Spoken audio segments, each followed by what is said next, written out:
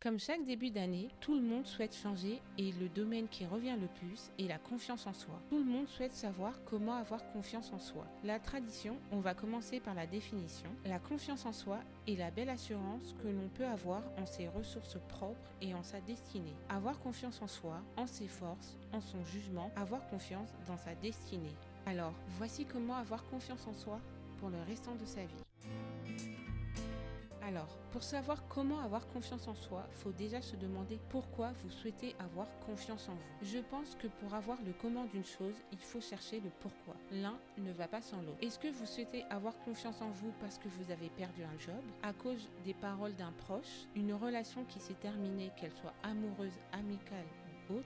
Déterminer la raison pour laquelle vous n'avez plus confiance en vous aidera à vous ajuster pour savoir quelle attitude et habitude à adopter à la suite. Beaucoup vont vous donner des tips, des choses à faire, ce qui n'est pas mauvais, mais il faut apprendre un peu à se débrouiller seul quand il s'agit de sa propre vie. L'homme a horreur du vide, c'est pour ça que la plupart des personnes souhaitent qu'on leur donne des conseils, qu'on leur donne les méthodes au lieu de les chercher par eux-mêmes. Faites un travail d'introspection. Passez une journée ou une soirée avec vous-même. Prenez un cahier et dites-vous la vérité sur ce qui ne va pas chez vous, ce que vous n'aimez pas et ce que vous souhaitez. Le but n'est pas de se blâmer, mais d'être honnête avec ce qui nous dérange et avec votre pourquoi. Une fois que vous avez posé ce qui vous dérange sur le papier ou autrement, c'est le moment de passer à la deuxième étape.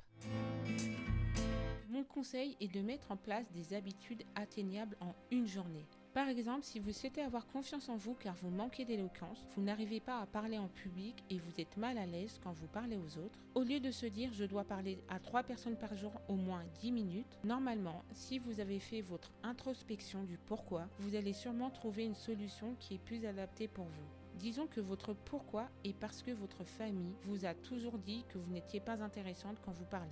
Vous allez déjà déconstruire cela dans votre esprit, ne plus garder et croire cette pensée limitante et arrêter d'y penser et commencer à penser à votre comment je pourrais changer cela. Le but est avant tout de tuer le Goliath qui est en vous. La source de votre problème est la base. Ici, c'est votre famille. Au lieu de parler aux inconnus dans la rue et leur parler pendant 10 minutes ou essayer de vous cultiver sur des sujets de société, chaque jour, si vous le pouvez, vous allez plutôt avoir une conversation avec votre famille, aborder préalablement des sujets banals. Le but est que vous commenciez à ne plus avoir peur de leur parler et au lieu d'avoir des conversations qui seront tournées vers vous ou vers un sujet totalement banal, vous allez commencer à vous orienter vers eux. L'homme aime parler de lui. Alors commencez à poser des questions peut-être bêtes sur comment va la personne, ce qu'elle ressent ou comment vous pouvez l'aider. Focalisez-vous sur elle et non sur vous. Après, moi j'ai pris un exemple de la famille, donc après tout dépend de la famille que vous avez et du problème que vous rencontrez avec eux. C'est pour cela que l'introspection est vraiment importante pour poser des méthodes qui vous conviennent à vous et à votre situation. Pourquoi avoir des habitudes journalières et pas mensuelles? Tout simplement qu'au lieu d'avoir un grand objectif, faites des choses au jour le jour. Se fixer des grands objectifs peut nous pousser à abandonner beaucoup plus vite. On dit qu'une habitude devient un rituel automatique au bout de 20 jours. Je vous invite vraiment pas à vous focaliser sur une date, à cocher des cases jour par jour, car indirectement vous allez vous mettre une pression non nécessaire et il suffira qu'un jour vous ne fassiez pas votre habitude pour que le château de cartes s'écroule.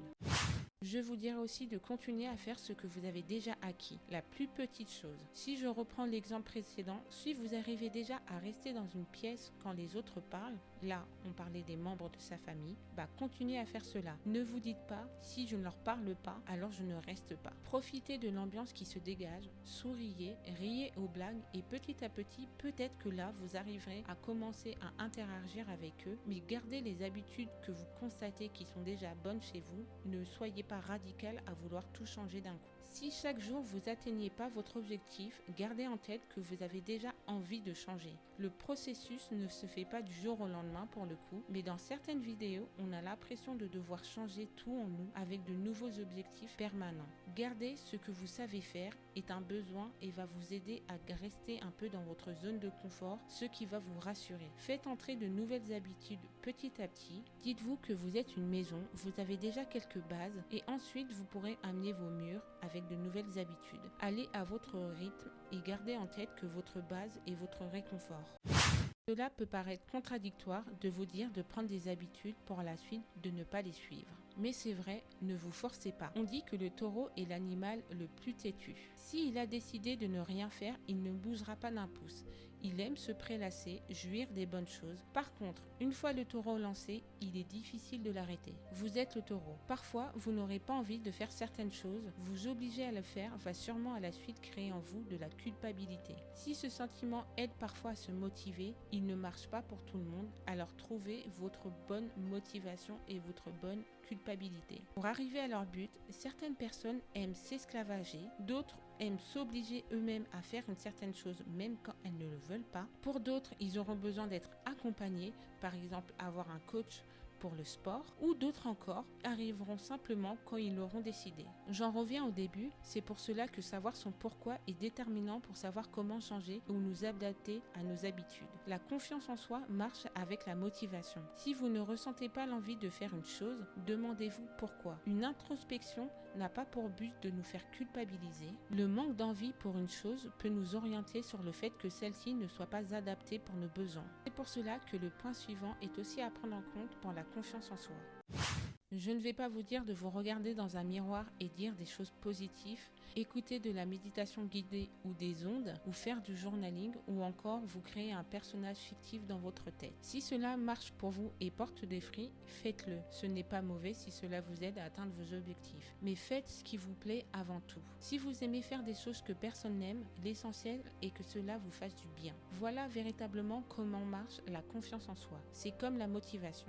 Vous avez un objectif, et pour l'atteindre, vous mettez des habitudes en place. Chaque jour, quand vous allez les appliquer, vous allez commencer à ressentir en vous une certaine satisfaction, une félicité, une reconnaissance de vous à vous. C'est cette sensation qui va vous pousser encore et encore à garder votre habitude, et cette même sensation va donc vous donner cette confiance en vous pour continuer à essayer d'autres choses et ne plus avoir peur par la suite. Pour éprouver cette sensation, faut-il encore que vous fassiez ce que vous aimez. Donc occupez-vous de vous, pas de ce que aiment les autres. Ne faites pas en fonction des autres, mais de vos envies. Vous connaissez-vous assez pour savoir ce que vous aimez, ou du moins savoir ce que vous détestez.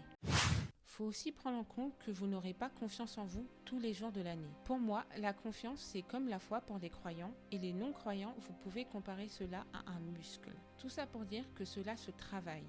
Parfois, en fonction de l'objectif, du problème qu'on vit, nous allons avoir une baisse de confiance, une baisse de foi ou un muscle plat. On peut alors douter de nous, de ce qu'on fait, c'est tout simplement normal. Faut savoir être réaliste. Parfois, vous allez gagner, mais vous allez aussi perdre. À vous de savoir quel comportement adapter dans les deux cas. Mais pensez que chaque jour, vous allez avoir confiance en vous, c'est totalement faux. Prenez en compte que chaque sentiment a un but pour nous. Chaque émotion nous permet d'apprendre à nous connaître. Si vous regardez chaque émotion, sentiment négatif comme un problème, à mes yeux, ce n'est pas sain, car toute joie n'est pas forcément saine non plus. Chaque émotion mérite d'être vécue, mais encore mieux, elle mérite d'être comprise.